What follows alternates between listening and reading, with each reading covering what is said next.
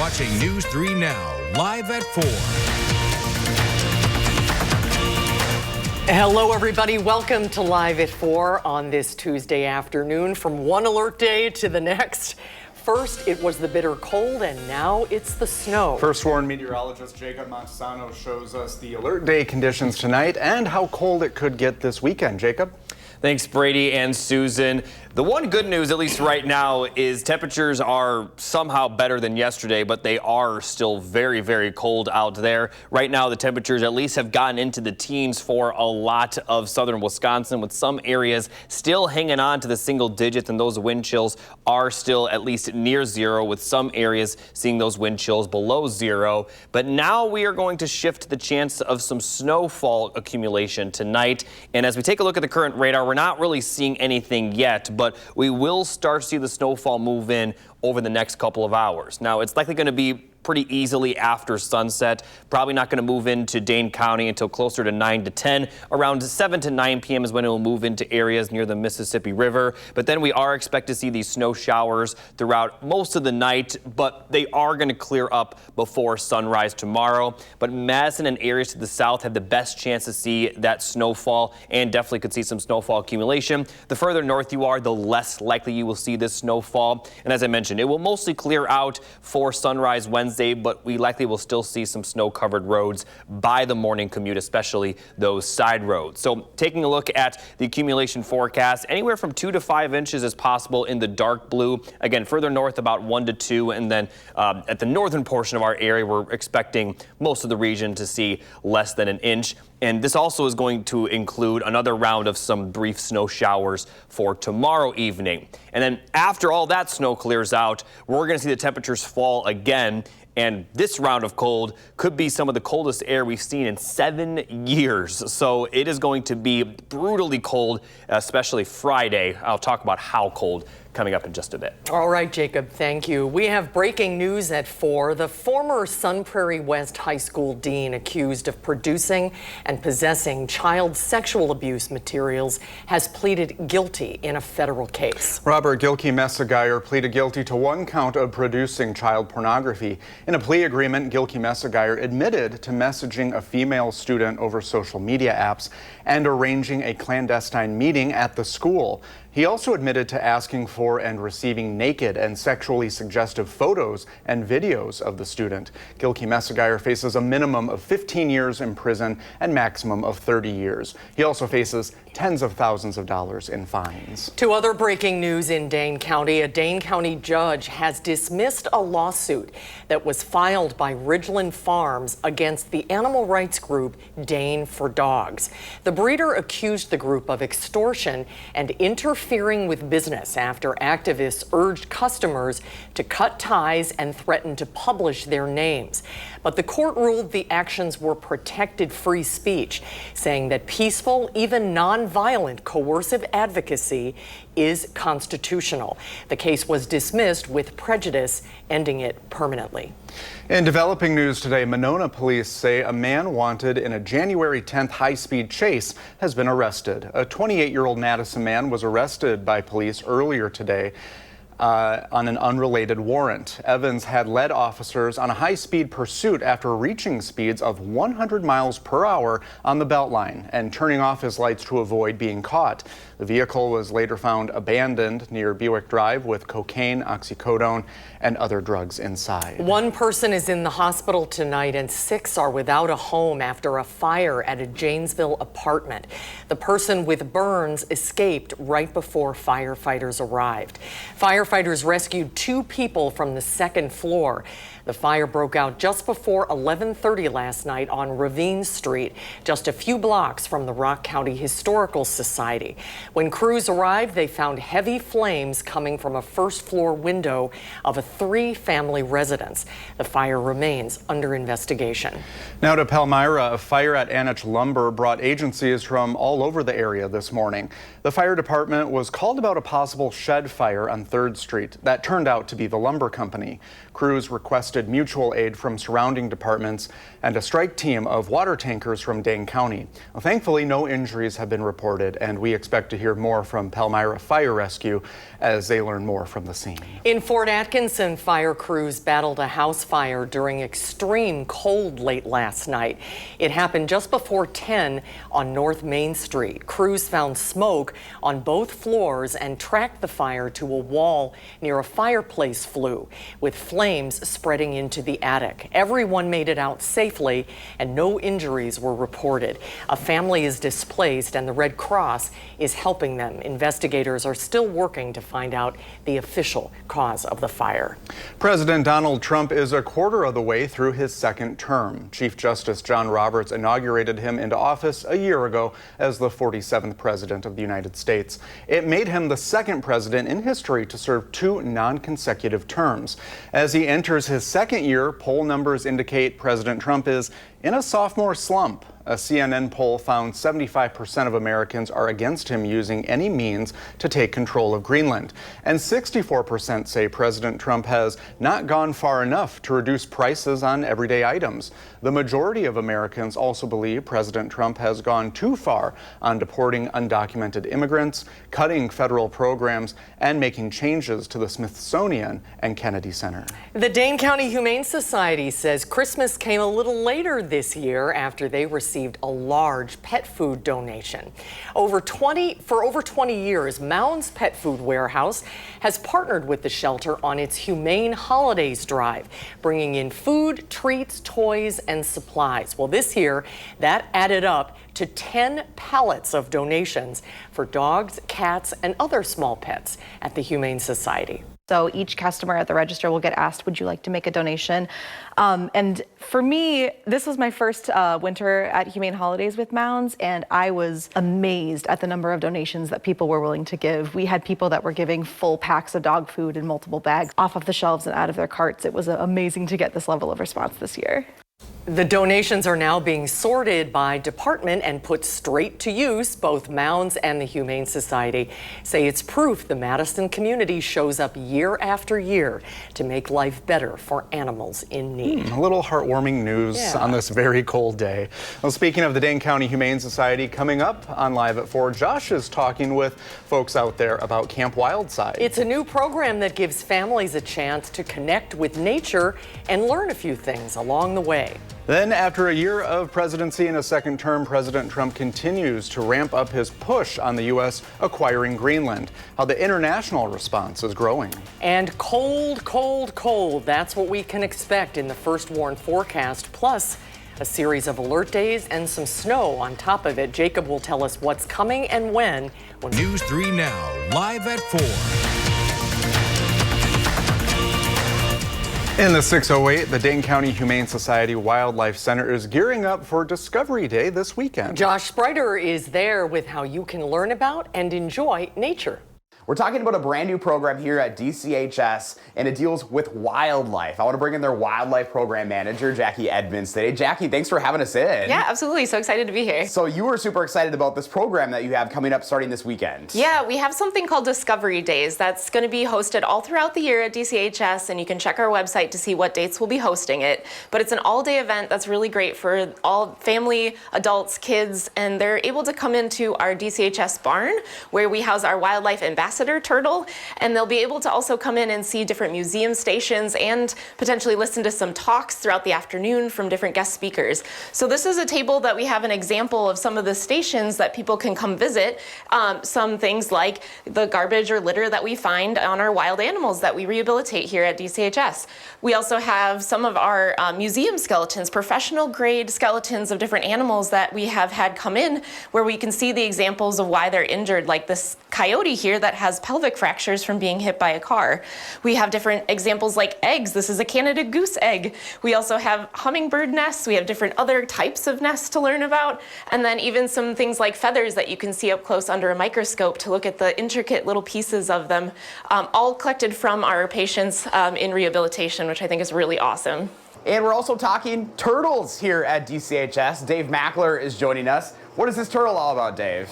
So this is a northern false map turtle. Wisconsin actually has 3 native species of map turtles, and you can differentiate them by the little yellow markings on the back of her head. She is our Wildlife Center's first educational ambassador animal. She came to us as an illegal pet, and as she is non-releasable, we decided to keep her around and use her as a learning experience for all the people that come through our program. So this is part of what folks can expect this coming weekend. Yeah, so starting at 11 o'clock, she is going to have her feeding during Discovery Day. We are working on target training her right now, so she will come to a target and perform a task before she gets her food. She is doing really awesome with that. She's really intelligent, really curious, and it should be a lot of fun. Yeah, giving us a show here in the 608. If you'd like to learn more about what's happening here for Camp Wildside, you can go to the story up on channel3000.com. We have everything you need to know right there. In Madison, I'm Josh Breder, News 3 Now. Thank you, Josh. And don't forget, you can watch Josh every morning at noon right here on News 3 Now. Now to the weather, and boy, take good care with your pets the next couple of days. We've got snow and more bitter cold in the forecast. Jacob?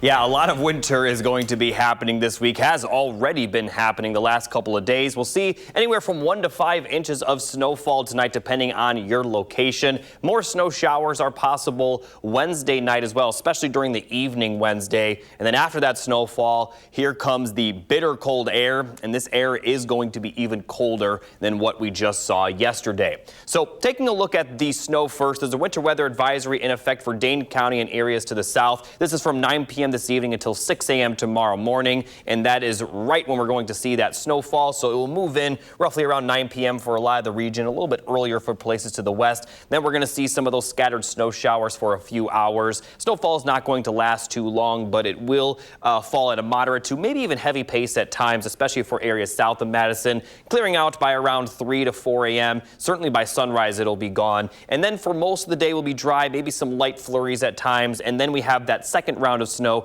coming in a little bit earlier tomorrow than tonight's round. It'll probably enter our area around 3 to 4 p.m. and then impact most of the region kind of around sunset and a few hours after. Once again, the best chance of snow for this time will be south of Madison. And looking at the amount of accumulation that we're going to see from tonight and tomorrow's system, around 2 to 5 inches is possible for areas in dark blue, 1 to 2 for areas to the north of Madison around the Dells. The far northern portion of our area probably going to see just less than an inch of snow. Then we get towards the end of the week, and here comes the alert day cold. We could be talking about wind chills as cold as -40. And as I mentioned earlier, we haven't seen wind chills this cold since January of 2019. So looking at the wind chill watch, or extreme cold watch, excuse me, it's in effect from midnight Thursday night, Friday morning until noon Saturday. So it's expected to be upgraded to extreme cold warning, because take a look at these wind chills. Now it will get better for tomorrow for sure, but then as we get towards Thursday, wind chills will be below 0, but it's going to get brutally cold once we get to Friday, where we could see wind chills in the -40s. Not much relief throughout the day, Friday or Saturday. Wind chills will stay in the -20s for Saturday, and the alert day conditions continue through Sunday morning, where more wind chills in the -20s will be expected. So this is going to be dangerously cold air. I'm going to assume classes will be canceled Friday, but if they are, I would still advise to completely stay inside. I know the kids might want to play in the snow because there will be snow on the ground, but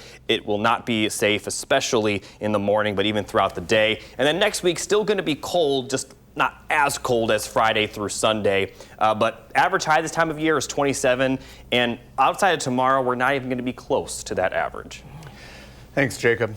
A powerful documentary about former UW basketball player and coach Howard Moore will have its first run on the big screen next month. A Road at Night, directed by Madison's John Roach, chronicles the 2019 car crash when a drunk driver heading the wrong way on a Michigan highway crashed into the Moore family car. Sports director Andrew Banstra is here with more. Andrew? Yeah, Brady and Susan, that crash killed Howard Moore's wife, Jennifer, and his 9-year-old daughter, Jaden, as well as injuring his son, Jarrell, and severely injuring Moore himself. Moore was a beloved teammate, and a coach. He played on the Badger basketball team from 1990 to 1995 and returned as an assistant coach first in 2005 and again from 2015 to 2019. The heartbreak and tragedy of the crash did not end there. Moore's life, recovery, and further setbacks are all chronicled in the documentary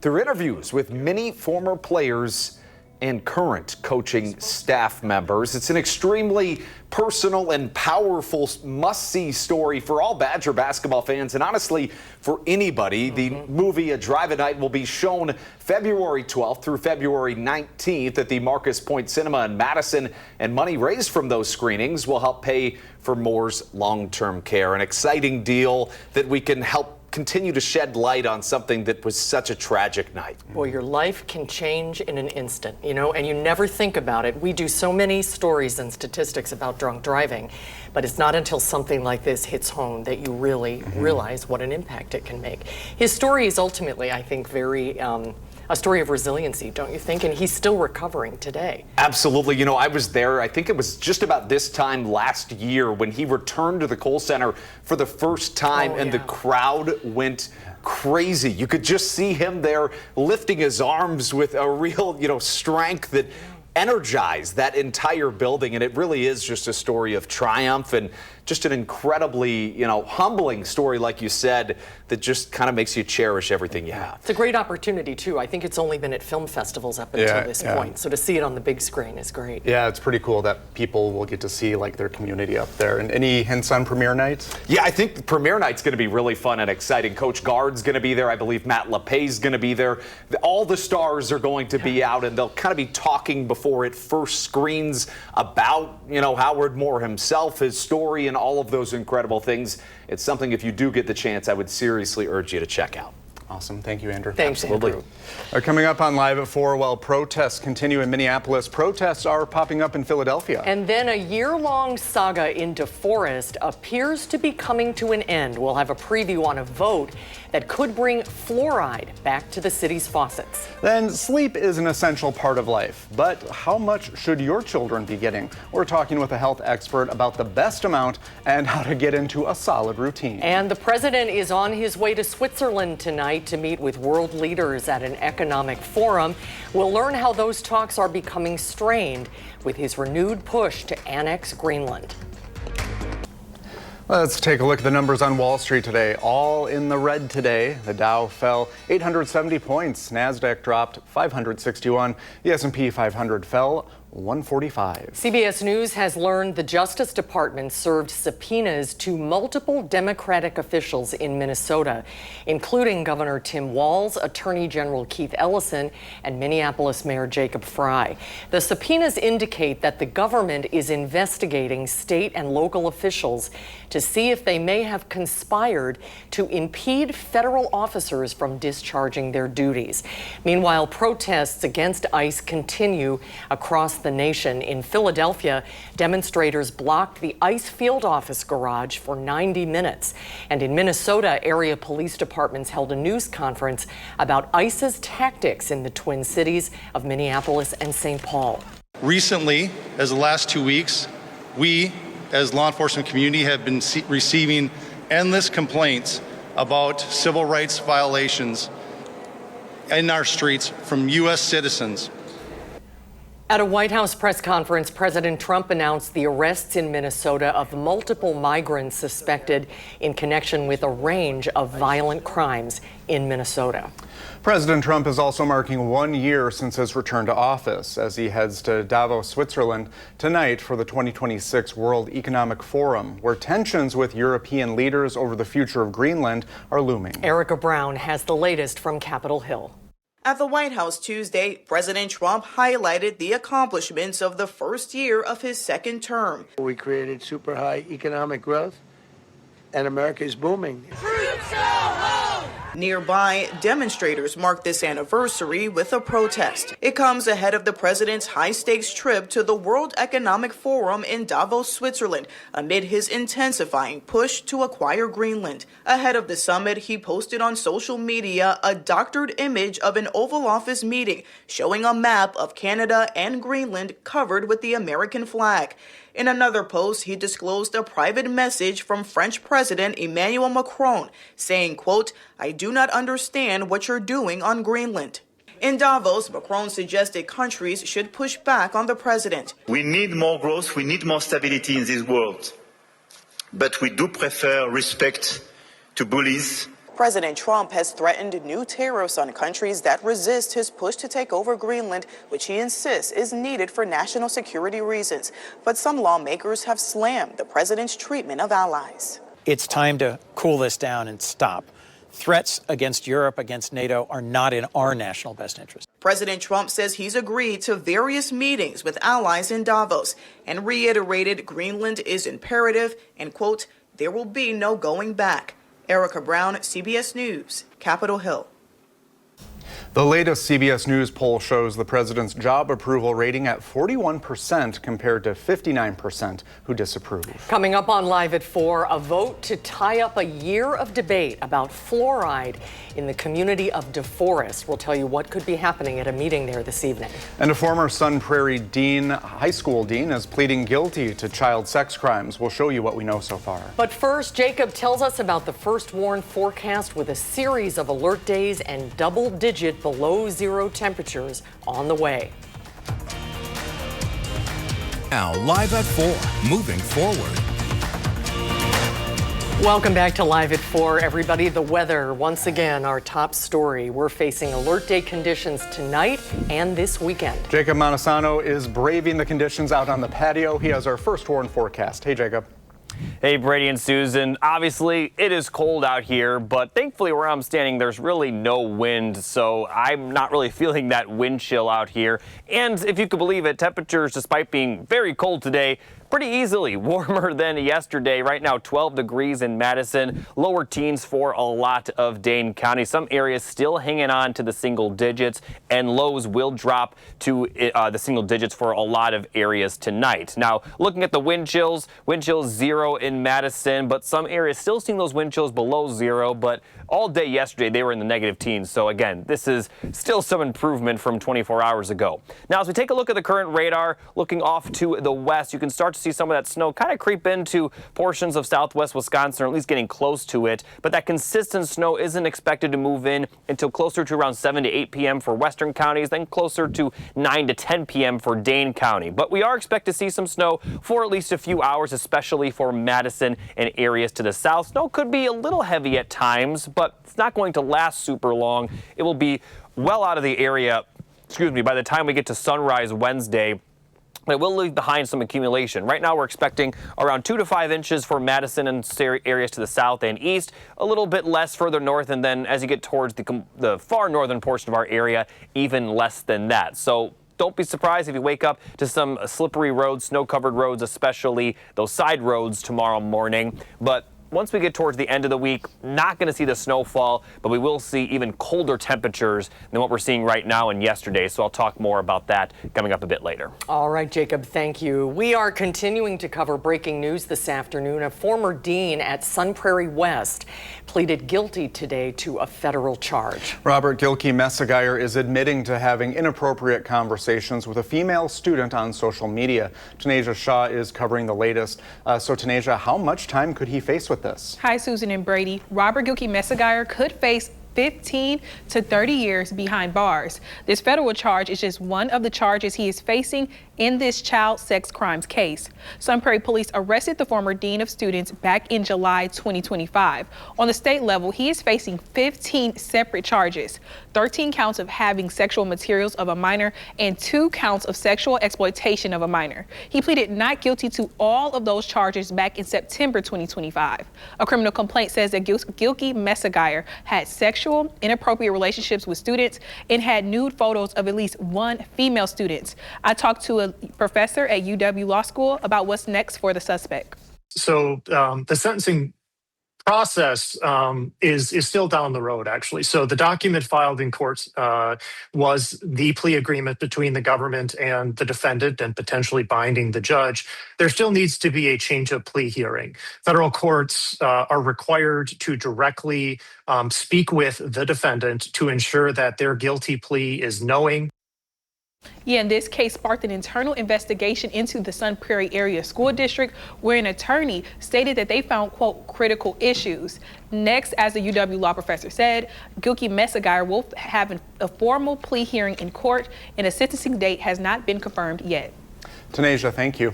To other breaking news in Dane County, a Dane County judge has dismissed a lawsuit filed by Ridgeland Farms against animal rights group Dane for Dogs. The breeder accused the group of extortion and interfering with business after activists urged customers to cut ties and threatened to publish their names.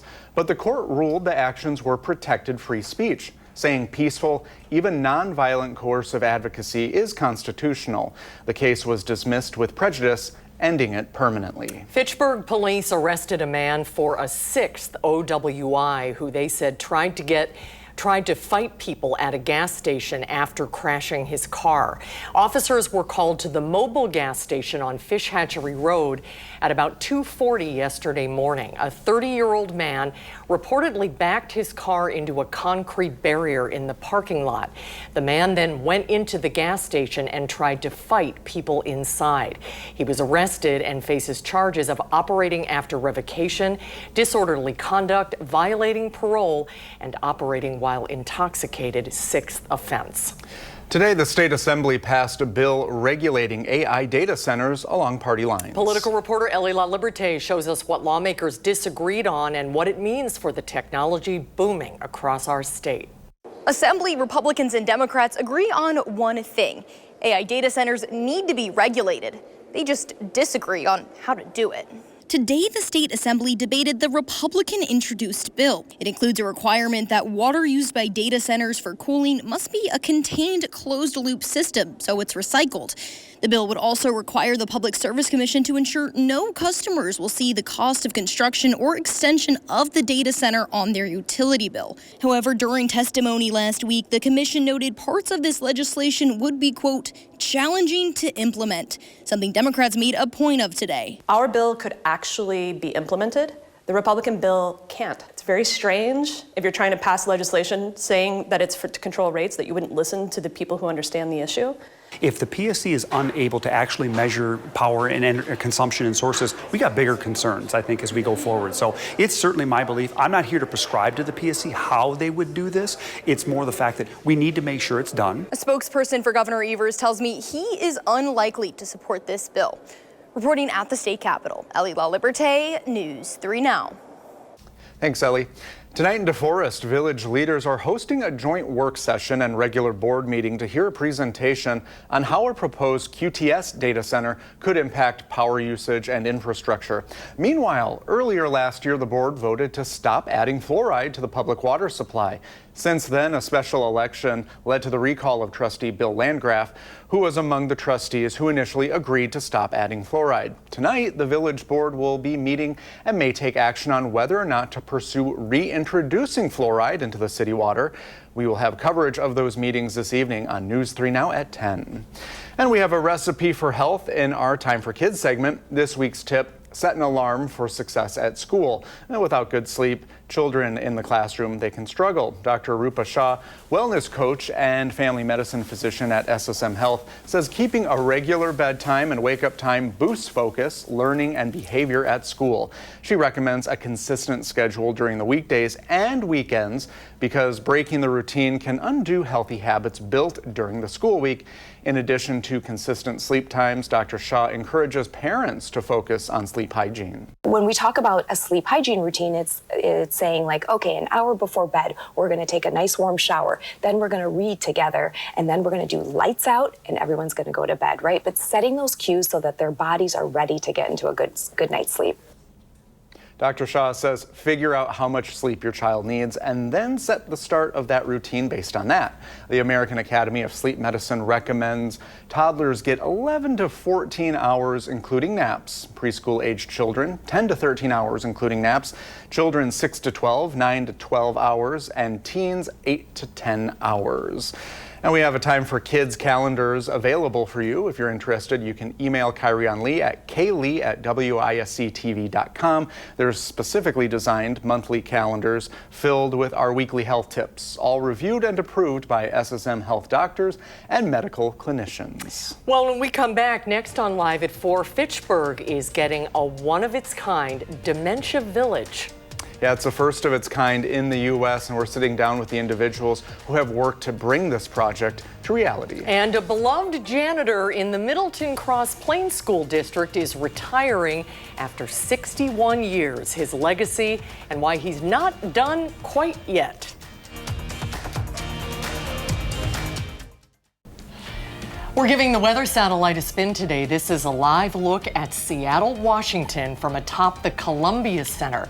Boy, that's a spectacular shot. Mount Rainier, it's 42 degrees and mostly clear there. Mount Rainier is the highest peak in Washington state, and an active volcano. 28 glaciers dot the mountain, fed by 54 feet of annual snowfall on average. Looks like a postcard. Yeah, it does. Well, today marks a groundbreaking moment for dementia care in our community. Grace Hospice Care is planning to construct a first-of-its-kind dementia village at its facility in Fitchburg.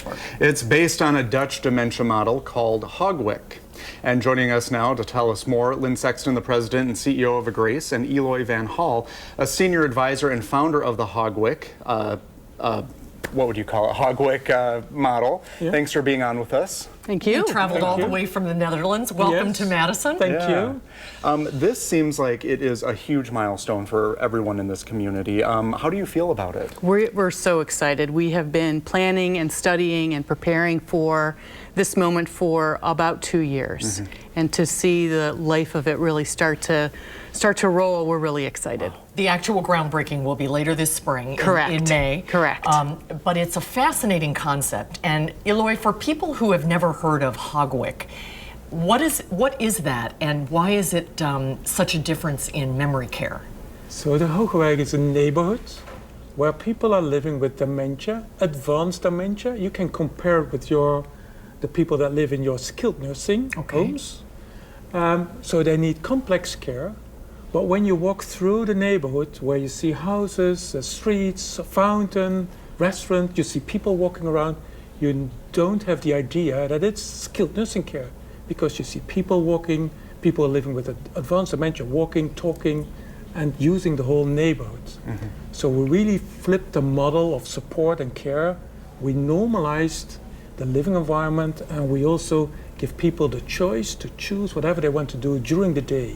And they live in small group homes, 7 people, according to their personal preferences, their lifestyle, and they are supported to live there. They need a lot of care, complex care, but you cannot see it. Interesting. And so it sounds like it kind of takes away, it's less of a hospital and more like a living space, very much. People feel at home. Yes, very much so, very much so. And so in the end, everybody passes away. That's the dementia, that's the disease. But before you pass away, you can live your life to the max. That's the goal. So we really flipped the model from the clinical approach, where you're treated as a patient, to a model where you're seen still as a person living with dementia. And we realized and we show that people with dementia, living with advanced dementia, still have so many abilities and so many things to do, and they can do. And that's what we show. That's what you can experience, not we show it, that's what you can experience when you visit the Hogwick in the Netherlands. Lynn, when you look at the footprint of the plan, it's fascinating. It's going to be individual homes, as he was mentioning, that have up to, 7 or 8 residents in a home. Yes. People might be wondering, if they have a loved one in memory care, is this model safe? Because the way we do institutionalized memory care right now, security is such a focus. This is more of a home than it is an institution. This is. It's very much a home. Yes, it's safe. It's a home with its own kitchen, its own living room, front porch, back porch, separate bedrooms, a neighborhood that you're going to go out your front door and engage with the outdoors and walk around and go to the theater, go to the spa, and really regain those normal daily rhythms that you enjoyed before you had the dementia diagnosis. Really letting those individuals be emancipated, is what Eloy often says. And yes, it will still be, safety is paramount, but so is really high quality of life. And if I may add, I would say we redefine safety. Is it safe to sit on your butt all day, watching television only, or become depressed because you cannot go out, or frustrated you cannot go out? You are not socializing anymore. So that's a different kind of safety we try to give people in the traditional care models. Well, if you train your muscles, your brain, the fresh air, the cold, that does something else with your brain, you as a person. It's such a revolutionary way to think about it. And this will be the first of its kind in the United States. In the United States, right here yes. in Fitchburg. Yes. Yes, we're excited. Well, thank you for being on with us and sharing this, and we'll see you in May for the Absolutely, groundbreaking. absolutely. And please come back. We'll continue to follow you as this project grows. Great. We do. I do. Great to see you both. Thank you. Thank you. Thank you. And let's check in with Jacob, who has a series of alert days to tell us about. Jacob? Yeah, we're going to see that snowfall tonight, then bitter cold towards the end of the week. Let's start with that snowfall forecast. Not seeing anything right now, but we will see that snow move in around 7 to 8 p.m. for areas near the Mississippi, and then closer to around 9 to 10 p.m. for Madison and surrounding areas. And then snow showers are expected for a few hours through about 2 to 4 a.m. Areas to the east may see that last a little bit longer, but by sunrise, this will be completely out of the area. But it will bring anywhere from 1 to 5 inches of snow across the region. The best chance of accumulating snow will be south of Madison across far southern Wisconsin. Areas further to the north, especially north of the Dells, less likely to see snowfall accumulation, but still will see snowfall of some kind. Then we get to the alert day for the bitter cold, and these temperatures Friday are expected to get much colder than what we saw yesterday, and this could be the coldest air we've seen since January of 2019. So looking at the wind chill forecast, right around 0 right now. It will improve for tomorrow as the wind chills will get above 0, maybe into the positive teens. Then Thursday morning, they're going to drop back below 0 to around -5 to -10. Then Friday morning, they're going to plummet down to potentially near -40, and there won't be much relief during the day on Friday or Saturday as well. Friday will be a little bit colder than Saturday, but still wind chills in the -30s for Saturday morning, back in the -20s for Sunday morning, finally getting a little bit better for Sunday afternoon, but still going to be cold as we get towards Monday morning. And so looking at the 10-day forecast, although temperatures are going to get better next week, we're only going to have highs in the teens with lows still near 0, wind chills still below 0. It's just they're not going to be at the level they will be Friday, Saturday, or even Sunday morning, where actual temperatures will drop into the negative teens. And as I showed you, those wind chills could even flirt with the -40s at times. Thanks, Jacob. After more than 6 decades of service, Park Elementary School custodian Rodney Esser, you know him as Mr. Peanuts though, is retiring. Along the 61-year journey, Mr. Peanuts earned statewide recognition, including being named a finalist for the Cintas Custodian of the Year and receiving honors from the Midwest Facility Masters Convention.